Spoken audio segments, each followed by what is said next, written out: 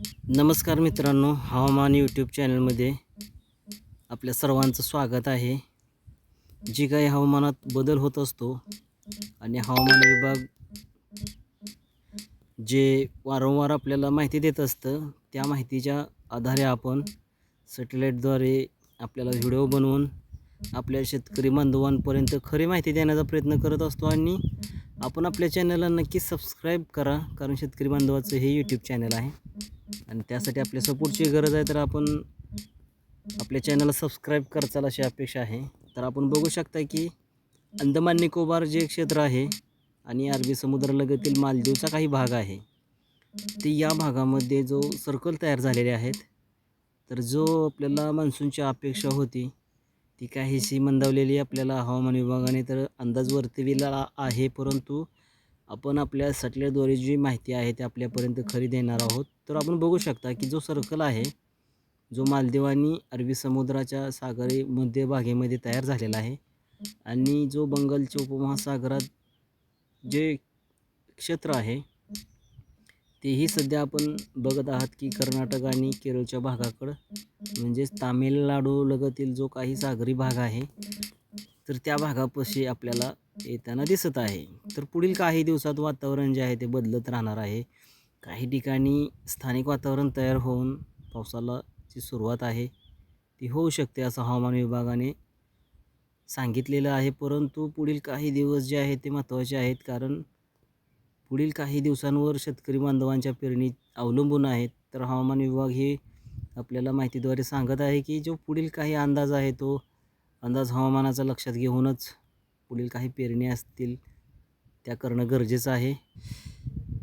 तर मित्रांनो, आपण बघू शकता की जो बंगालच्या उपमहासागरामध्ये आणि जो ओडिसा भागालगतील जो सर्कल आहे, तो कर्नाटकच्या दिशेने म्हणजेच महाराष्ट्राच्या दिशेने सुद्धा हा जो विशाखापट्टणम लगतील सर्कल आहे ढगांचा, तो येऊ शकतो असं नाकारता येत नाही, कारण त्याचा जो प्रवास आहे तो आपल्याला पाहायला मिळत आहे. परंतु पुढील काही दिवसांमध्ये हवामानात बदल होऊ शकतो असं हवामान विभागाने वर्तवलेलं आहे.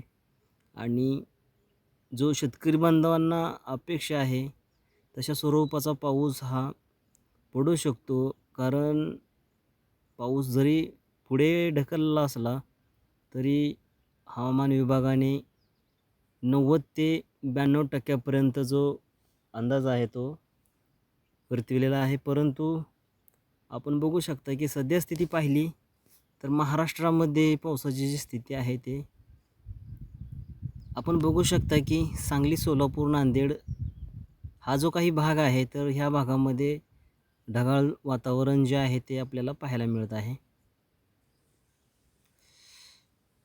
तर आपण नांदेड, नागपूर हा जो काही भाग आहे, तर या भागामध्ये सुद्धा काही ठिकाणी ढगाळ वातावरण जे आहे ते आपल्याला पाहायला मिळत आहे. तर मित्रांनो, आपण बघू शकता की आज सायंकाळपर्यंत काही भागामध्ये पाऊस जो आहे तो पडू शकतो. तर त्यासाठी आपण नागपूरलगतील जो काही भाग आहे, तर त्या भागामध्ये काही ठिकाणी हलक्या स्वरूपाच्या ज्या पावसाच्या सरी आहेत ते पडू शकतात. तर नागपूरलगतील जो काही भाग आहे, तर मित्रांनो, नागपूरलगतील भागांमध्ये आपण बघू शकता की काही अमरावतीचा भाग आहे, नागपूरचा काही भाग आहे, तर त्या भागांमध्ये काही स्वरूपात हलक्या सरी, तर काही ठिकाणी मुसळधार जो पाऊस आहे तो पडू शकतो. तर मित्रांनो, मुंबईलगतील काही भाग आहे, छत्रपती संभाजीनगर, जळगाव, अकोला हा काही भाग आहे, तर त्या ठिकाणी सुद्धा पावसाच्या ज्या आहेत ती हलक्या सरी पडू शकतात. तर मित्रांनो, सांगली असेल, कोल्हापूर असेल, रत्नागिरी असेल, काही रायगडचा भाग, तर या भागामध्ये सुद्धा पावसाच्या ज्या आहेत ती हलक्या सरी पडू शकतात. तर पुढील काही दिवसांमध्ये हवामानाचे वातावरण जे आहे ते बदलत आहे आणि काही अपेक्षित ठिकाणी स्थानिक वातावरण तयार होऊन पाऊस जो आहे तो पडू शकतो. अनेक शेतकरी बांधवांना पावसाची जी अपेक्षा आहे ती पूर्ण होऊ शकते. तर मित्रांनो, ह्यासाठी आपल्या चॅनलला आपण नक्की सबस्क्राईब करा आणि आपल्या भागामध्ये पावसाची जी स्थिती आहे आपल्या भागामध्ये पाऊस कशा स्वरूपाचा पडत आहे तेही कमेंट बॉक्समध्ये आपल्या नक्की लिहा. आपण कुठून व्हिडिओ पाहता हेही कमेंट बॉक्समध्ये लिहा. तर धन्यवाद मित्रांनो. आपला दिवस शुभ असो.